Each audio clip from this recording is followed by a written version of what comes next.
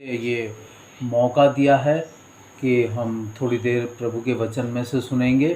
सभी भाई बहनों का स्वागत करते हैं और आदर है सभी का। ये थोड़ी देर वचन में जाएंगे, मेरे साथ निकालेंगे लूका रचित सुसमाचार और इसका 15 अध्याय निकाल लेंगे।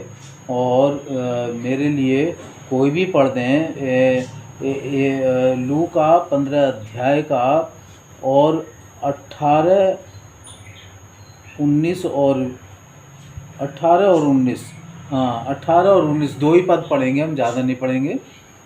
लूका 15 अध्याय का 18 और 19 पद।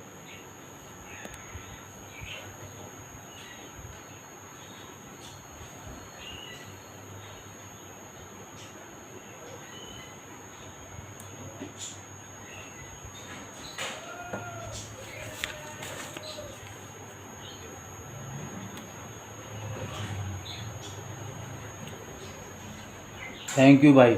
आइए छोटी सी प्रार्थना करेंगे। स्वर्गीय पिताजी, आपका धन्यवाद देते हैं, आपने हमें अब तक संभाला। आज की संगति के लिए आपका धन्यवाद देते हैं। आज के इस पवित्र वचन के लिए आपका धन्यवाद देते हैं जो लूका 15 अध्याय में से आपने ये 18 और 19 पद आपने हमारे लिए रखा है। प्रभु आपसे प्रार्थना विनती करते हैं, प्रभु जी आप इन वचनों पर आशीष दें, इन वचनों का भेद प्रकट करें और प्रभु अब हम बताएं। प्रभु जी जो आज की आपकी इच्छा है प्रभु हम पर प्रकट करें। प्यारे पिता दया करें, मेरे होठों को छुएं, मेरे मुख से आपकी वाणी निकले। प्रभु मेरी सहायता करें, शत्रु को लज्जित कर दें। बाकी समय महिमा आदर सब कुछ प्रभु जी मैं आपके हाथों में सौंप देता हूँ। इस प्रार्थना को अपने उद्धारकर्ता प्रेम पिता प्रभु यीशु मसीह के नाम से मांगता हूँ, सुनो और ग्रहण करें, आमीन। थैंक यू भाई। परमेश्वर के वचन को पढ़े और सुने जाने पर आशीष हो। यहाँ हम देखते हैं कि एक ये कहानी है, एक दो बेटों की और बाप के बीच की एक कहानी है। एक बाप के दो औलाद थी। हमने सबने बहुत अच्छी तरह से इस कहानी को बहुत बार पढ़ा होगा। तो यहाँ एक सीधी सी बात है कि एक जो बेटा जो बाप से अलग हो गया और वो चला गया अपनी सारी हिस्सेदारी लेकर और वो निकल गया और सब कुछ उसने बर्बाद कर दिया और फिर वो वापस लौट कर आया। तो हमारा जो फोकस है आज का वो इस वचन पर है जो 18 पद में जो अभी हमने पढ़ा कि वहाँ पर लिखा है कि मैं अब उठकर अपने पिता के पास जाऊँगा और उससे कहूँगा कि पिताजी मैंने स्वर्ग के विरोध में और तेरी दृष्टि में पाप किया है। अब ये जो बात है, देखिए जब पहले यीशु मसीह ने ये सारी व्यवस्था को बदला है, वो उसने हमें क्षमा करने का और क्षमा देने का, क्षमा मांगने का उसने हमें ये नियम दिया। जो मसीह में हैं वो इन बातों को मानते हैं, जानते हैं। लेकिन अगर हम पुराने नियम को देखें तो पुराने नियम में बहुत कड़ी व्यवस्था थी ऐसे व्यक्ति के लिए जो कि अपने बाप से अलग होकर चला गया, उड़ाऊ पुत्र, दंगई था, झगड़ालू था और लड़ाकू था। ऐसे पुत्र के लिए पुराने नियम में जो एक व्यवस्था है उसको हम पढ़ लेंगे। देखिए इसका हम पढ़ेंगे व्यवस्था विवरण और उसका 21 अध्याय निकालें तो यहाँ पर 18, 19 और 20 पद पढ़ दें। भाई देखो यहाँ पर कितनी कैड़ी व्यवस्था थी।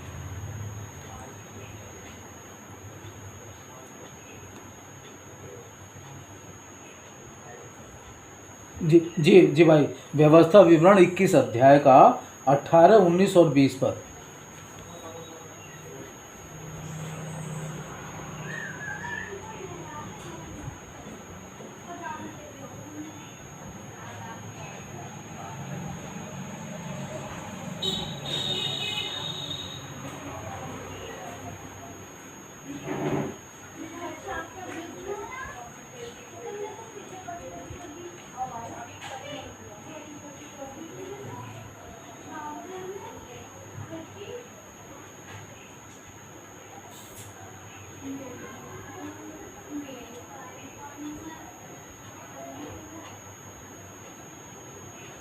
हाँ जी जी जी भाई, पढ़ दो भाई, पढ़ दो।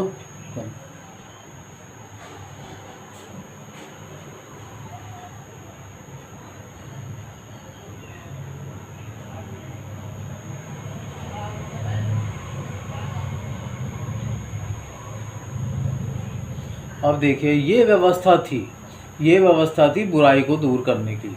और जो इस तरह से परिवार में अगर कोई एक बेटा ऐसा हो जाता था, तो ये व्यवस्था जो है परमेश्वर की तरफ से बनी हुई थी कि भाई वो जो है अपने पुरनियों के पास जाए। अगर वो पहले समझाए, उसे नहीं समझता, तो फिर उसको पुरनियों के पास ले जाए और फिर वहाँ के नगर के सारे लोग इकट्ठा होकर, सारे पुरुष लोग इकट्ठा होकर उसको पत्थरवा करके मार डालें और फिर इस तरह से बुराई को ख़त्म हो जाए ये, और सब लोगों में एक भय छा जाए। तो ये डरावने जो है ये व्यवस्था थी पहले। लेकिन यहाँ हम देखते हैं कि वो जो बाप है उसने उसको इस तरह से व्यवस्था के अनुसार उसको दंड नहीं दिया, बल्कि उसे उसकी जो मांग रहा था उसको दे दिया। उसकी संपत्ति जो उसका जो हिस्सा था उसे वो दे दिया है। हम पहले संदेश में भी सुन रहे थे भाई हरीश के द्वारा कि बेटे की संपत्ति पे, वो बाप की संपत्ति पे बेटे का अधिकार होता है, तो उससे ले लेता है वो, तो वो देता है, तो उसकी संपत्ति उसकी है। तो ये जो बाप था इसने अपने बेटे को इस तरह से वो दे दिया और फिर ये चला गया और इसने जो है सारी वो संपत्ति सब नाश कर दी, सब जो है ले गया, ये है खर्च कर दिया, अय्यासी में खर्च कर दिया, वेश्याओं पे खर्च कर दिया। इसने सारे बुरे बुरे कर्म करके वो सारी धन संपत्ति सारी ख़त्म कर दी। और फिर जब ख़त्म हो गई, अक्सर होता है आज के समय में भी ये होता है कि बहुत से बच्चे घर छोड़ के चले जाते हैं और जब सारा खर्च पैसे ख़त्म हो जाते हैं फिर लौट के आ जाते हैं। तो वो जो लौट के आने पर फिर उसकी वो दशा नहीं होती, एक सांसारिक लोगों में उसकी दशा नहीं होती। लेकिन यहाँ हम जो हमारा जो फोकस है वो इस बात पे है, 18 पद, लूका 15 अध्याय का 18 पद, हम वहीं आ जाएंगे जहाँ हम पढ़ रहे थे। वहाँ पर ये इस बेटे की जब इसको होश आया और जब इसकी सारी संपत्ति ख़त्म हो गई तो फिर इसने सोचा, क्योंकि इसकी बुरी दशा हो गई, इसे खाने के लिए भी नहीं मिला, पहनने के लिए भी कुछ नहीं मिला, गंदगी में रहता था, सूअरों के साथ रहता था और सूअर जो खाते थे वो खाता था। तो फिर ये इसने सोचा और फिर 18 पद को हम फिर दोबारा से पढ़ेंगे जहाँ पर लिखा है कि मैं अब उठकर अपने पिता के पास जाऊँगा और उससे कहूँगा। अब यहाँ पर देखिए सीधी सी बात है, यहाँ पे वचन में अगर कोई कॉमा भी है, कोई विराम है, कहीं कोई शब्द है, छोटा सा भी शब्द है, तो उसका भी कुछ मतलब होता है। तो यहाँ पर लिखा है कि वो उठकर चला गया, उठकर अपने पिता के पास जाऊँगा। वो ये सोच रहा है अपने मन में कि अब मैं उठकर अपने पिता के पास जाऊँगा। भाई सीधी सादी बात थी। अगर वचन में ये भी हो सकता था कि भाई उसने सोचा कि अब मैं अपने पिता के पास चला जाऊंगा। तो ये उठकर शब्द क्यों आया? उठकर शब्द, अब ये उठकर शब्द देखिए, अगर कोई बैठा है तो वो जाएगा तो उठ के ही जाएगा, इसमें लिखने की क्या आवश्यकता है। अगर कोई लेटा है तो वो फिर उठ के ही जाएगा, ये तो है नहीं कि वो हवा में उड़ के चला जाएगा। तो वो जब भी जहाँ भी कोई जाएगा वो उठ के ही जाएगा। अभी हम यहाँ बैठे हैं संगति में, फिर अपने घर में बैठे हुए हैं और फिर हम खाना खाने के लिए बैठेंगे तो यहाँ से उठ के जाएंगे। लेकिन यहाँ एक शब्द का मतलब है उठकर जाना। मतलब वो ये सोच रहा है अपने मन में कि मैं अब उठकर अपने पिता के पास जाऊँगा। अगर इंग्लिश की बाइबल में देखें तो वहाँ पर एराइज शब्द है। एराइज का मतलब होता है जागना है, यानी कि ये जो खोया हुआ था, सोया हुआ था, तो इसकी आंखें खुली, एराइज हुआ। ये मतलब इसके मन में एक जागरूकता आई और ये होश आया, इसे होश जिसे कहते हैं। ये बेहोश था, इसे कुछ दिखाई नहीं दे रहा था, अब पैसे का इसे घमंड था और पैसा जब खर्च हो गया तो फिर इसकी आंखें खुली, फिर ये उठकर आया। तो ये उठकर आने का मतलब जो है बड़ी गहराई से अगर हम देखें तो ये मन फिराने को इंडिकेट करता है, मन फिराना। तो वो मन फिरा के मतलब उठकर वो होश आ गया, उसे जाग गया, नींद में गफलत में था वो, और वो गलत फहमी में था, उन सारी गलत फहमियों से बाहर आ गया, बाहर आ गया वो। और वो फिर वो कह रहा है कि मैं अपने पिता के पास जाऊंगा और उससे कहूंगा कि पिताजी, मैंने स्वर्ग के विरोध में और तेरी दृष्टि में पाप किया है। ये एक बहुत बड़ा महत्वपूर्ण बात है कि किसी भी व्यक्ति के अंदर अगर कोई वो बुराई करता है ना, कोई बुरा है या कोई अपराधी है, तो वो अपने अपराधों को स्वीकार नहीं करता है, वो अपने अपराधों को छिपाने की कोशिश करता है, मानेगा नहीं, अपनी गलती को नहीं मानेगा। ये जो हठीला था, ये इसके बारे में लिखा है कि ये हठीला था और ये दंगैत था, लड़ाई झगड़ा करने वाला था और उड़ाऊ पुत्र था। इसके अंदर बहुत सारे अवगुण थे जो आ गए थे इसके अंदर, और ये फिर चला गया। तो ऐसे दंगैत और ढीठ और हठीला मनुष्य, ये इसके हृदय में एकदम परिवर्तन आया है। प्रभु यीशु मसीह ने कहा कि भाई जिस तरह से तुमने हमारे अपराध क्षमा किए, हम भी दूसरे के अपराध क्षमा करें। तो इसके मन में एक परिवर्तन आया, और जब परिवर्तन आया तो फिर इसने आगे भाई इसमें पढ़ना कि भाई इसका 17 पद पढ़े भाई, 17 पद की पहली लाइन पढ़ दे भाई। हाँ बस भाई, बस भाई, बस भाई। यहाँ पर लिखा है कि जब वो अपने आपे में आया, यानी कि वो गफलत में सोया हुआ था और वो गलत फहमी में जी रहा था, और वो उसे अपने घमंड में जी रहा था, अपने पैसे के बलबूते पे जी रहा था। लेकिन जब सब कुछ खत्म हो गया तो वो अपने आपे में आया, अपने आपे में आया, अपने में आपे में आकर फिर उसे एहसास हुआ कि अब मैं उठकर अपने पिता के पास जाऊंगा। और वो गया और किस तरह से वो अपने पापों का अंगीकार कर रहा है, पापों का अंगीकार कर रहा है। वो कह रहा है कि मैं अपने पिता से कहूँगा कि पिताजी, मैंने स्वर्ग के विरोध में और तेरी दृष्टि में पाप किया है। तो बहुत सारे ऐसे बच्चे हैं, बहुत सारे ऐसे दुनिया में लोग हैं जो अपने बाप से रूठ के चले जाते हैं, लेकिन वो अपनी गलती का एहसास नहीं करते, मानते नहीं अपनी गलती को। ये इस चीज़ को दिखा रहा है कि उसके मन में किस तरह से परिवर्तन हुआ, और वो अपने बाप के घर आया और बाप से उसने एक बात और कही जो हमारे बहुत ही महत्वपूर्ण है हमारे लिए, कि इसका भाई 19 पद पढ़ें, 19 पद।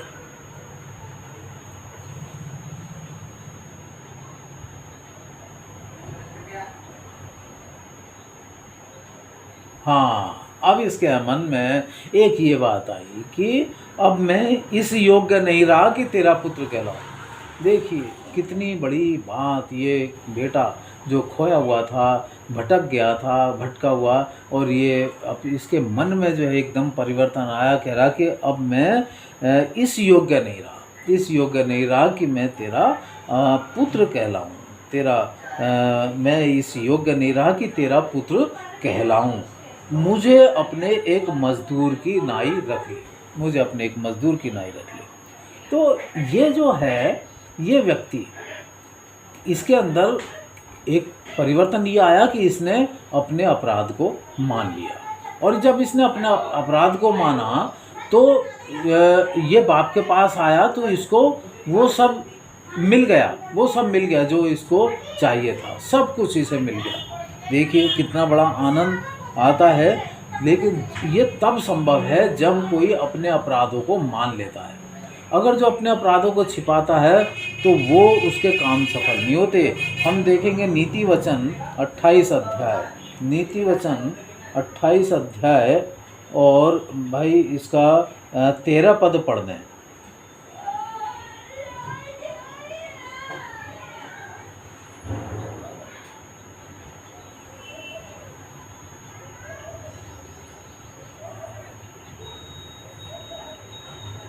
अब देखिए इस वचन को इसने अपने ऊपर लागू करा। ये वचन नीति वचन 28 अध्याय का 13 पद इसने अपने जीवन में लागू करा, प्रैक्टिकल करा इस वचन का। एक बहन आराधना कर रही थी कि प्रभु ने प्रैक्टिकल किया है। प्रभु प्रैक्टिकल है और वचन हमें प्रैक्टिकल करना है। जब उसने अपने अपराध को मान लिया, लिखा है कि जो अपने अपराध छिपा के रखता है उसके कार्य सफल नहीं होते। अगर ये अपने अपराध को छिपा के रखता और ऐसे ही आ जाता, मानता नहीं, तो इसे वो नहीं मिलता, इसे वापस नहीं मिलता। लेकिन यहाँ पर लिखा है कि जो उसको मान लेता और उन्हें छोड़ भी देता है तो उस पर दया की जाएगी, उस पर दया की जाएगी। तो इस पर दया की गई। जब यह आया, वापस आया, और वहाँ पर लिखा है कि उसने 20 पद में लिखा हुआ है, तब वह उठकर अपने पिता के पास चला वो, और वो अभी दूर ही था। देखिए एक मन की भावना, देखिए मन से उसने पश्चाताप करा, मन से पश्चाताप करा। वो सिर्फ अपने मन में सोच ही रहा था, उसने कहा नहीं था अपने बाप से ये बात, और अभी वहाँ पहुँचा भी नहीं है, अभी घर तक पहुँचा भी नहीं है। लेकिन जब उसके बाप को पता चला कि वो आ रहा है दूर से, और वो दूर ही था, अभी दूर ही था, वो घर तक पहुंचा नहीं है, दूर ही था, तो उसके पिता ने उसे देखकर तरस खाया। पिता ने तरस खाया और दौड़कर उसे गले लगाया, दौड़ के गले लगाया।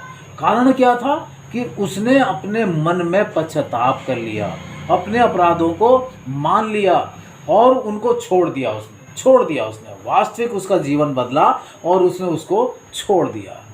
आज मनुष्य अपने पापों को मानने के लिए तैयार नहीं, और यही कारण है कि आज बहुत जगह परेशानियां, बहुत जगह कष्ट झेलना मंजूर है, लेकिन भाई एक दूसरे के सामने अपने अपराधों को नहीं मानते हैं। तो इस व्यक्ति ने ये करके दिखाया कि जब इसने अपने मन में ये ठान लिया, और फिर इसने और जब उसके बाप ने उसे गले लगाया, तो उसने ये नहीं पूछा तू क्यों गया, कहाँ गया, तेरी वो जो मैंने तुझे रुपया संपत्ति दी थी उसका क्या हुआ। इसने कुछ नहीं पूछा, केवल बस आनंद होकर और उसे गले लगाया। और फिर उसने पुत्र ने उससे कहा कि पिताजी, मैंने स्वर्ग के विरोध में और तेरी दृष्टि में पाप किया है। उसने बाद में जाके पछता, उसने अपने बाप से ये बात कही। पहले उसने मन में ठान लिया, फिर जाते ही जैसे ही बाप ने गले लगाया और बाप के सामने उसने इन बातों को रखा कि मैंने पिताजी तेरे विरोध में और स्वर्ग के विरोध में तेरी दृष्टि में पाप किया है। वो सीधा बोल रहा है कि मैंने पाप किया है हिम्मत किसी में इस बात को कहने की कि मैंने पाप किया है? अपने बाप से कहने की हिम्मत है कि मैंने पाप किया है, मैंने गलती की है? ये तो कह देंगे हाँ मेरे से गलती हो गई, लेकिन ये नहीं कहने की मैंने पाप किया है, क्योंकि उन्हें पाप का ज्ञान ही नहीं है, उन्हें पता ही नहीं कि पाप क्या है। लेकिन जो अपने अपराधों को, अपने पापों को मान लेता है, उस पर दया की जाएगी। और इस बाप ने अपने बेटे के ऊपर दया की, इस बाप ने अपने बेटे के ऊपर दया की, और फिर उसको कहा कि भाई झट, उसने अपने दासों से कहा कि इसे झट से अच्छे वस्त्र पहनाओ, और इसके हाथ में अंगूठी पहनाओ, पैरों में जूतियां पहनाओ, इसे नहलाओ धुलाओ, अच्छे कपड़े पहनाओ। तो ये कितना बड़ा आनंद उसने किया। ये सब उसे आनंद मिला जब उसने अपने पापों को मान लिया। तो हम यह देखते हैं कि जो अपने अपराधों को छिपा रखता है और वो उसके काम सफल नहीं होते, लेकिन जो उसको मान लेता है वो उस पर दया की जाएगी।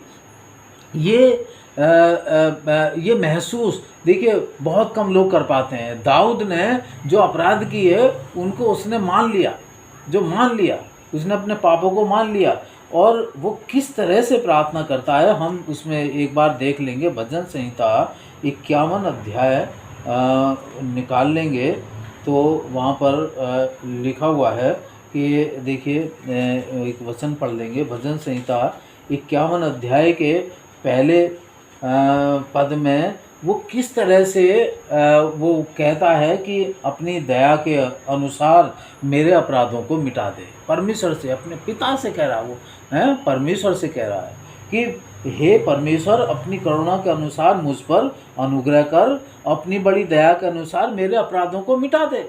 हैं? और जब उसने अपने मन से पश्चाताप करा, देखिए इसका दूसरा पद पढ़ दें भाई, दूसरा भजन संहिता 51 अध्याय का 2 पद पढ़ें भाई।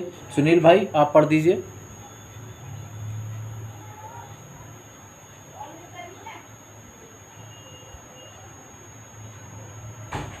हाँ देखिए, वो इस बात को कह रहा है, गिड़गिड़ा के प्रभु के सामने दीन होकर वो कह रहा है कि मुझे भली भांति धोकर।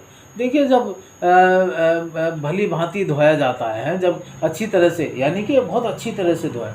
बहनें खाना बनाती हैं ना, तो बर्तन को कैसे धोती हैं, बर्तन को किस तरह से धोती हैं, बहुत अच्छी तरह से हैं, चमका के रखती हैं, अच्छे डिटर्जेंट से हैं, बर्तन को चमका के रखती हैं, तो जिससे खाना खाने वाले का भी मन आनंदित होता है। तो इस तरह से अच्छी तरह से, ऐसे नहीं भाई हल्का फुल्का पानी डाला और ऐसी धो कर रख दिया, तो वो फिर साफ़ नहीं होता, पूरी तरह से साफ़ नहीं होता वो।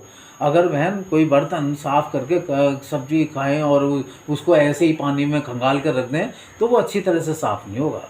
उसको मांजने के लिए जूने से रगड़ के, अच्छी तरह से रगड़ के उसको साफ़ किया जाएगा, तो वो अच्छी तरह से साफ़ होगा। तो ऐसे ही दाऊद कह रहा है परमेश्वर से कि मुझे अच्छी तरह से भली भांति धोकर मेरा अधर्म दूर कर, और मेरा पाप छुड़ाकर मुझे शुद्ध कर, पापों से छुड़ाकर मुझे शुद्ध कर। तो ये कौन कर सकता है? एक बाप परमेश्वर, वो अपराधों को क्षमा कर सकता है, और किसी में पाप क्षमा करने का अधिकार नहीं है। कोई पापों को क्षमा नहीं कर सकता है, केवल परमेश्वर प्रभु यीशु मसीह ही पापों को क्षमा करने के लिए आया है। और वो आज भी हमारे लिए इस बात को कह रहा है, इस बात को कि हम अपने अपराधों को मान लें। देखिए वो इसमें 3 पद में बिल्कुल क्लियर कहता है दाऊद। 3 पद को पढ़ दें भाई, भजन संहिता 51 का 3।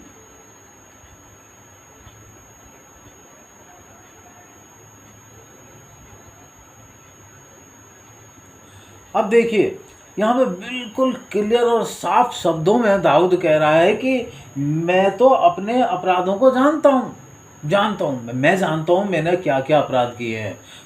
हर व्यक्ति जानता है कि उन्होंने कौन कौन से अपराध किए हैं। कोई दूसरा नहीं जानता, दूसरा नहीं पहचानता, दूसरे को पता ही नहीं है। हम खुद जानते हैं और प्रभु जानता है, प्रभु से छिपा नहीं सकता। कोई भी अपराध प्रभु से नहीं छिपा सकता, प्रभु जानता है और वो खुद जानता है। तो इसलिए हम किसी दूसरे को ना जांचें, अपने आप को जांचें और प्रभु के सामने अपने अपराधों को मान लें और क्षमा मांग लें। क्योंकि हमें पता है हमारे अपराध क्या हैं, दूसरे को नहीं पता। तो इसलिए एक वचन हम पढ़ेंगे जहाँ पर प्रभु के वचन में से भाई निकालें अय्यूब की पत्री, जहाँ पर हमें एक उपाय दिया गया है। अय्यूब की पत्री और भाई इसका 11 अध्याय निकालेंगे तो हमें करना क्या है, हम देखें इस लड़के की तरह जो उसने अपने अपराधों को मान लिया और जब ये लौट कर आया तो इसको सब कुछ मिल गया, सब कुछ लौटा लाया। और देखिए इसका 11 अध्याय में और भाई 13 पद पढ़ें भाई, 13 पद।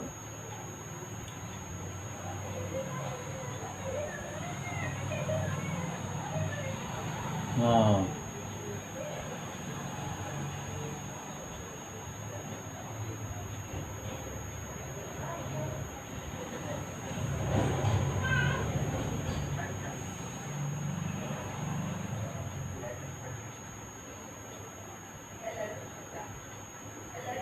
हाँ भाई 16 और 17 भी पढ़ दें।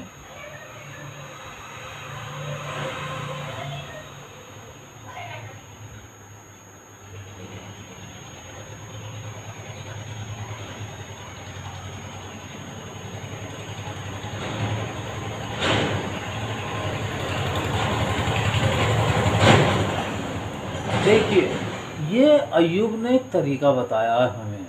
हाँ, यदि तू अपना मन शुद्ध करे, हमें अपने मन को शुद्ध करना है। हमारे अंदर जो कोई कुटिलता है, किसी के प्रति कोई बैर है, कोई नफ़रत है, नफ़रत को हमें दूर करना है। तो हमारे मन कैसे अशुद्ध होता है? जब हमारे मन में नफ़रत होगी, किसी के प्रति नफ़रत होगी और हमारे अंदर पाप होगा।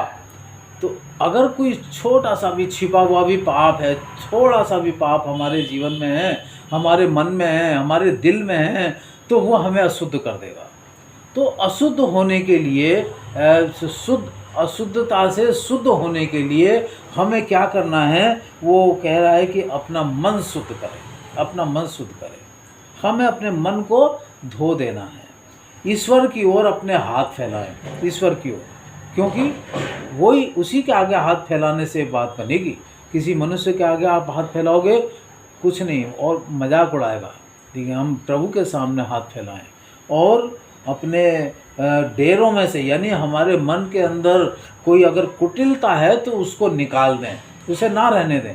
तो निश्चय तौर से हमें प्रभु निष्कलंक कर देगा, हमारे अपराधों को क्षमा कर देगा। तो तू निश्चय अपना मुंह निष्कलंक दिखा सकेगा और तू स्थिर होकर कभी ना डरेगा। तो फिर डर नहीं लगेगा है। एक पापी मनुष्य हमेशा डरा रहेगा। एक पापी मनुष्य किसी सच्चे भक्त के सामने या प्रभु के सामने खड़ा नहीं हो सकता है। प्रभु के सामने वो मुंह नहीं दिखा सकता अगर पाप है तो। प्रभु के सामने और अपने बड़े बुजुर्गों के सामने कौन खड़ा हो सकता है? जिसके अपराध, जिसका मन शुद्ध होगा है और वो अपने मन में अगर कोई कुटिलता लिए हुए है, कोई कठोर बात लिए हुए है, हठीलापन है उसके अंदर। ये जो लड़का था ये हठीला भी था क्योंकि जिद्दी था, इसने अपने बाप से जिद करके सारा संपत्ति ले ली। दंगैत था, झगड़ालू था क्योंकि झगड़ा कर रहा था कि मुझे मेरी संपत्ति मुझे दे हैं। और उड़ाऊ था, भागने वाला, घर छोड़ के भागने वाला था ये। तो इसके अंदर बहुत सारी कुटिलता भरी हुई थी। लेकिन जब इसने अपने अपराधों को मान लिया तो इसके पिता ने इसको क्षमा कर दिया और इसको सुंदर वस्त्र पहनाए, हाथ में अंगूठी पहनाई, पैरों में जूतियां पहनाई और उसके लिए पला हुआ बछड़ा भी काटा और उसको और पूरे गांव वालों को, पूरे परिवार को इकट्ठा करके इसने आनंद मनाया। और इस बात पे हम आगे वहाँ देखते हैं कि वो जो बड़ा बेटा था वो कुड़कुड़ा रहा था इस बात पे, अरे तूने मेरे लिए तो एक छोटा सा बच्चा भी नहीं काटा है और इसके लिए इतना सब कुछ कर दिया है। तो वो एक बात कहता है भाई, हम उसको देख लेंगे। लूका 15 अध्याय, फिर हम ख़त्म करेंगे। लूका 15 अध्याय का और भाई इसका 31 और 32 पद पढ़ दें।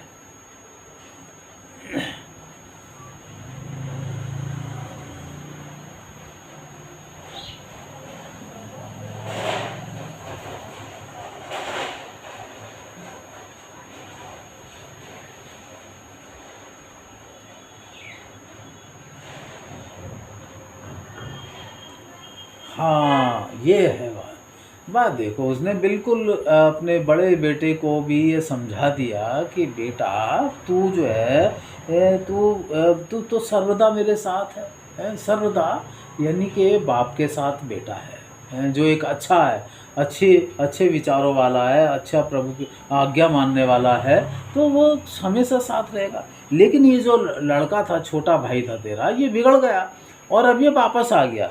उसने बता दिया कि भाई ये आनंद करना, मगन होना, क्योंकि ये तेरा भाई मर गया था और अब जी गया है, जिंदा हो गया है। ये मरे हुए के समान हो गया था। ये बाप से हट के कोई औलाद चली जाए तो वो फिर कैसा हो जाता है। लेकिन जब लौट के आ गया तो उसने कहा कि ये मर गया था, अब जिंदा है, अब जिंदा हो गया है, अब ये आ गया, ये जीवित है, जी गया है। ये खो गया था, अब मिल गया है।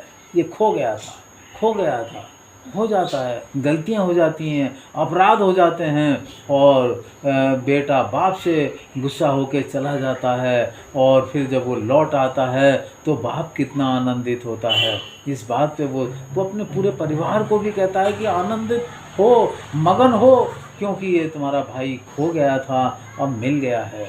और यही नहीं, ये परिवार ही नहीं, स्वर्ग में भी आनंद होता है। अगर कोई खोया हुआ वापस आ जाए तो स्वर्ग में भी आनंद होता है। भाई अगर हम इसका देख लें तो इसका 15 अध्याय का 10 पद और पढ़ते हैं। देखिए यहाँ पर वचन में लिखा हुआ है। हाँ,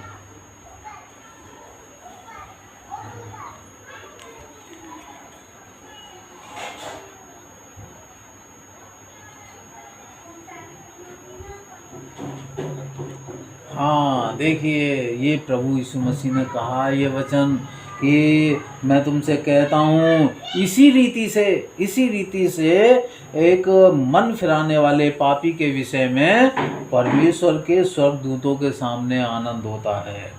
स्वर्गदूतों के सामने।